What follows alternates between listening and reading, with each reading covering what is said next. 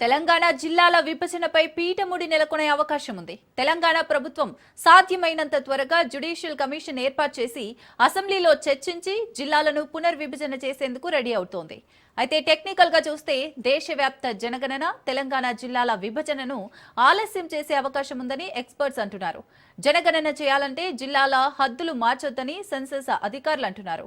జిల్లాల వారీగా కులాల ఆధారంగా లెక్కలు తీయాలంటే సెన్సస్ పూర్తయ్యే వరకు మార్పులు చేయరాదు. తెలంగాణలో కేసీఆర్ సర్కార్ హయాంలో జిల్లాల ఏర్పాటులో హేతుబద్ధత పాటించలేదని తాజా సర్కార్ భావిస్తోంది. ప్రజల నుంచి వచ్చిన విజ్ఞప్తుల మేరకు జిల్లాల సరిహద్దుల మార్పులు చేర్పులు కొత్త జిల్లా కేంద్రాల ఏర్పాటుపై ప్రభుత్వం సీరియస్ గా ఆలోచిస్తోంది.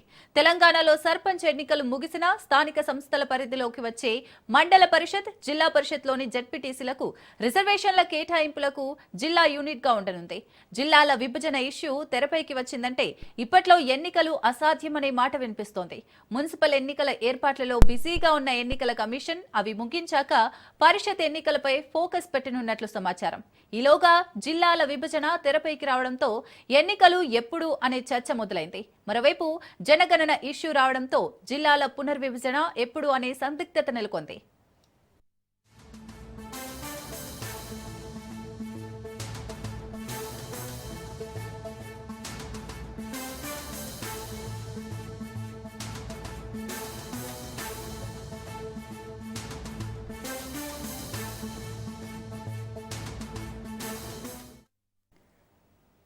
రైట్, జిల్లాల పునర్విభజన అంశం తెరపైకి వచ్చింది. మరి దీనిపై పూర్తి అప్డేట్స్ మా ప్రతినిధి సునీల్ అందిస్తారు. సునీల్, ప్రస్తుతం తెలంగాణ రాష్ట్ర వ్యాప్తంగా జిల్లాల పునర్విభజనకు సంబంధించిన అంశంపైనే ప్రధానంగా చర్చ జరుగుతుంది. ఏ జిల్లాకు పోయినా తమ జిల్లాకు సంబంధించినటువంటి అంశాలపైనే అక్కడ ఉన్నటువంటి గ్రామాలు, మండలాలకు సంబంధించిన అధికారులు విస్తృతంగా చర్చ జరుగుతున్నటువంటి పరిస్థితి. ఇటీవల మనం చూసాం, తెలంగాణ రాష్ట్ర ముఖ్యమంత్రి రేవంత్ రెడ్డి జిల్లాల పునర్విభజన చేపడతాం, ఎందుకంటే హేతుబద్ధీకరణగా 2016లో తెలంగాణ అప్పటి ముఖ్యమంత్రి కేసీఆర్ జిల్లాలని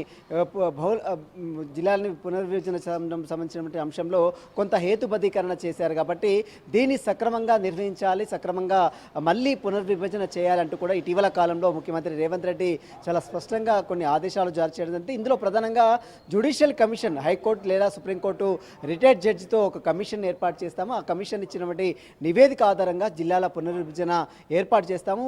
ప్రధానంగా తెలంగాణ రాష్ట్ర ఆవిర్భావం తర్వాత మనం చూడొచ్చు, మొత్తం 10 జిల్లాలు మాత్రమే ఉండేది ఉమ్మడి రాష్ట్రంలో. కానీ ఎప్పుడైతే ఆంధ్రప్రదేశ్ తెలంగాణ రాష్ట్రం విభజన అయిన తర్వాత 2016లో బీఆర్ఎస్ ప్రభుత్వంలో దాదాపు 10 జిల్లాలని మొత్తం 23 జిల్లాలను అదనంగా చేస్తూ మొత్తం 33 జిల్లాలని కలుపుతూ రాష్ట్ర ప్రభుత్వం, అప్పట్లో ఉన్నటువంటి ప్రభుత్వము కీలక నిర్ణయం తీసుకుంది. ప్రస్తుతం 33 జిల్లాలని మొత్తం కూడా మళ్ళీ జిల్లాలని పునర్విభజన చేయాలి.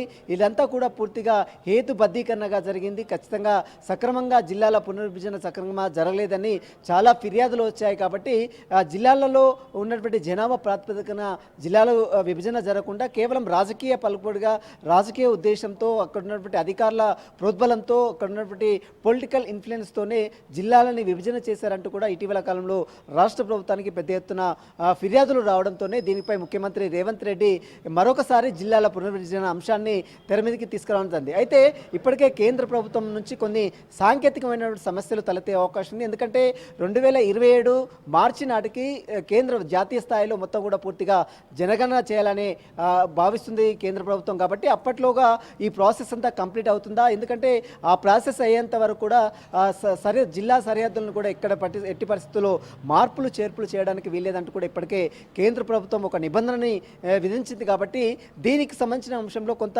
రాష్ట్రానికి ఇబ్బందులు తలెత్తే అవకాశం కూడా ఖచ్చితంగా ఉందంటూ కూడా సాంకేతిక నిపుణులు చెప్తున్నటువంటి పరిస్థితి కనబడుతుంది. ఇప్పటికే దాదాపు 33 జిల్లాలకు సంబంధించిన అంశంలో మరి జిల్లాల్ని మొత్తం కూడా, అంటే మనం చూడొచ్చు, చాలా జిల్లాల్లో 1-2 కాన్స్టిట్యున్సీలు ఉన్నటువంటి నియోజకవర్గాలు ఉన్నటువంటి వాటిని సైతము జిల్లాలుగా చేర్చారు. ములుగు కావచ్చు, హన్మకొండ కావచ్చు, మరోవైపు చాలా ప్లేసెస్లో, సూర్యాపేట కావచ్చు, ఈ ప్లేసెస్లో మొత్తం కూడా 1-2 కాన్స్టిట్యున్సీలు మాత్రమే ఉన్న చోట వాటిని ఏకంగా జిల్లాలు చేశారు. జనాభా ప్రాతిపదిక వీటన్నిటి కూడా పరిలోకి తీసుకోలేదు. హేతుబద్ధీకరణగా జిల్లాల పునర్విభజన చేశారని కూడా ఇప్పటికే రాష్ట్ర ప్రభుత్వానికి పెద్ద ఎత్తున ఫిర్యాదులు రావడంతో ముఖ్యమంత్రి రేవంత్ రెడ్డి ఇప్పుడు జిల్లాల పునర్విభజన సంబంధించిన అంశాన్ని తెర మీదకి తీసుకురావడండి. అయితే ఈ జిల్లాల పునర్విభజన చేసేంత వరకు కూడా ఎంపీటీసీ జెడ్పీటీసీ ఎన్నికలకు సంబంధించిన అంశాలు మాత్రము తెర మీదకి వచ్చే అవకాశం లేదు. ప్రస్తుతము మున్సిపల్తో పాటు మరోవైపు కార్పొరేషన్ ఎన్నికలు నిర్వహించాలని రాష్ట్ర ప్రభుత్వం నిర్ణయించినప్పుడు కూడా ఈ జిల్లాలకు సంబంధించిన పునర్విభజన సంబంధించిన అంశాలపై కూడా ఇంకా తర్జన భర్జన జరుగుతూనే ఉంది. జ్యుడిషియల్ కమిషన్ వేసిన తర్వాత పూర్తిగా నివేదిక వచ్చేంత వరకు కూడా ఈ జిల్లాల పునర్విభజన సంబంధించిన అంశాలపై కూడా ఒక క్లారిటీ వచ్చే అవకాశం లేదని తెలుస్తుంది. దీంతో పాటు కేంద్ర ప్రభుత్వం 2027 మార్చి నాటికి జనగణన చేపట్టాలని నిర్ణయించింది కాబట్టి అప్పట్లోప ఈ జిల్లాలని టచ్ చేసే అవకాశం లేదు. కాబట్టి ఈ జిల్లాల పునర్విభజన సంబంధించిన అంశాలు కూడా మరింత ఆలస్యం అయ్యే అవకాశం కూడా కనబడుతుందని చెప్పవచ్చు. సరే, రైట్, థ్యాంక్ యూ సునీల్.